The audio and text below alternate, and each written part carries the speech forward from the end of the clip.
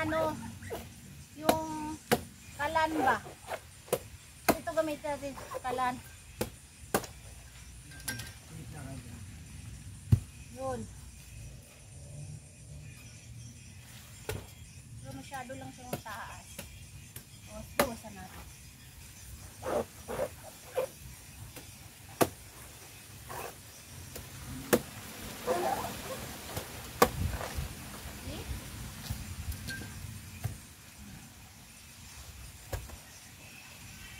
Tayo ng tatlo.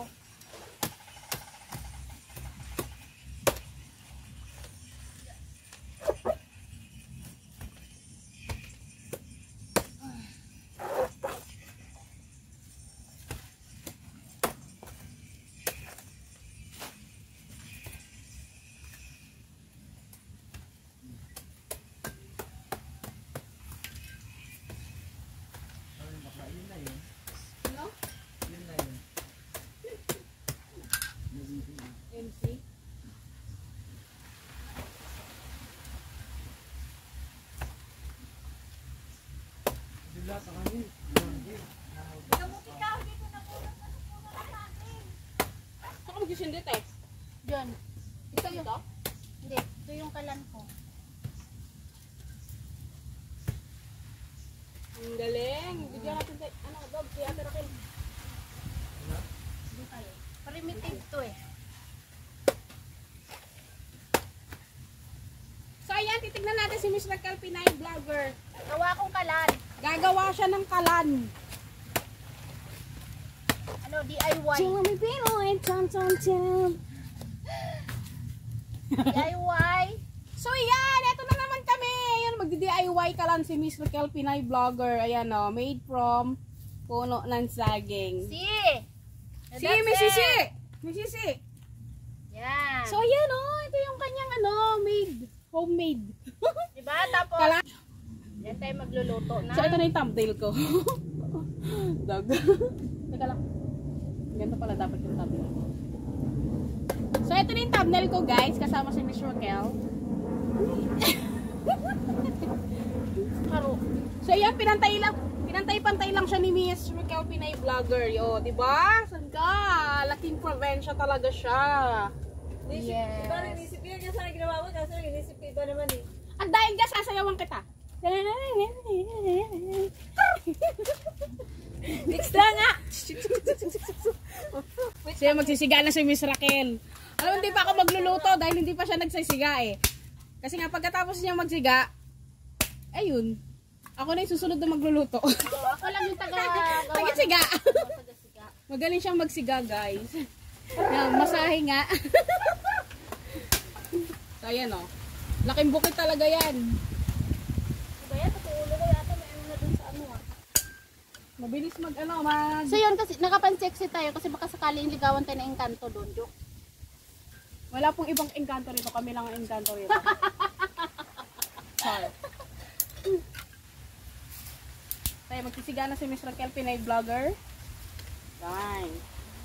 Tignan niyo ang kanyang paligid. Ako tagapanood lang ako guys.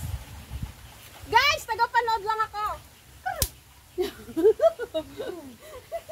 Ang gulo ng buhok ay nawala suklay-suklay. Hindi tayo gagamit ng plastic mga bes. Ito, Kandila. kandila, di ba? Para ano, para hindi kayo mabas o kaya naman di manganib ang kapaligiran. Ganda ko sa ano. Upo ka dito sa kalan ko, yung thumbnail. Oo nga no. Tiba yan. Tibay nga, bes. Tiba yan. Yan sabi ko sa'yo dati, nagagawa ako ng ganyan sana na ano. Oh. So, dami namin magsisigarilyo. Nandoon pala si Bell Blood Simple Life. Ang lakas ng voice ah. So, matibay talaga to kasi once na malakas ang apoy, hindi siya agad-agad na masusunog. O, di ba? Grabe naman talaga. O, tingnan mo, dumingas na agad. Alam mo, galit sa ano eh, pagtataga eh.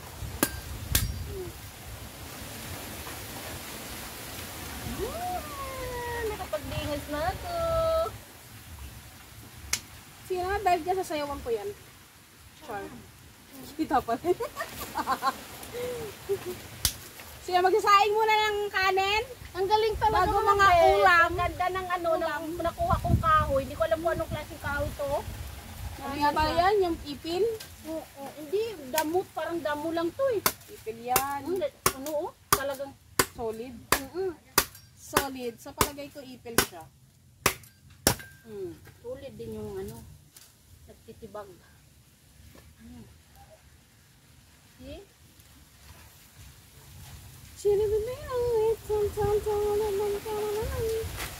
Wow! Excited na si Sweet Wrestling magluto dito sa Kalanco. Excited kami magluto! Magsasaing muna ako eh. Mamaya ka na. Ang galing. Ang galing. Kaya, ano, tubig ko.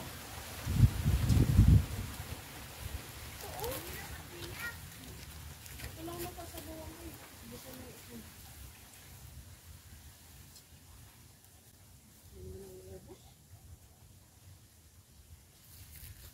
Naku, grabe ang apoy niya. Ganda no, Kalan? Yan, ganyan mga bes gawin nyo. Talagang matibay na Kalan.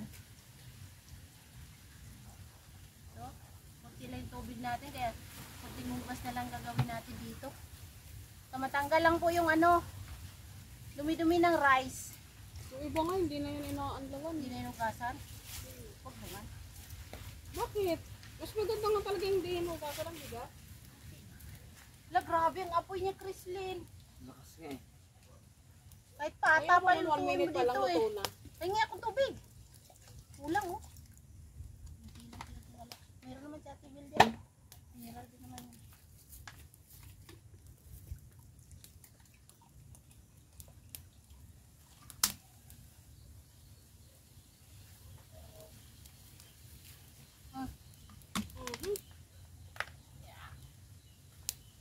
May dala kang tasa, te. Wala, bakit?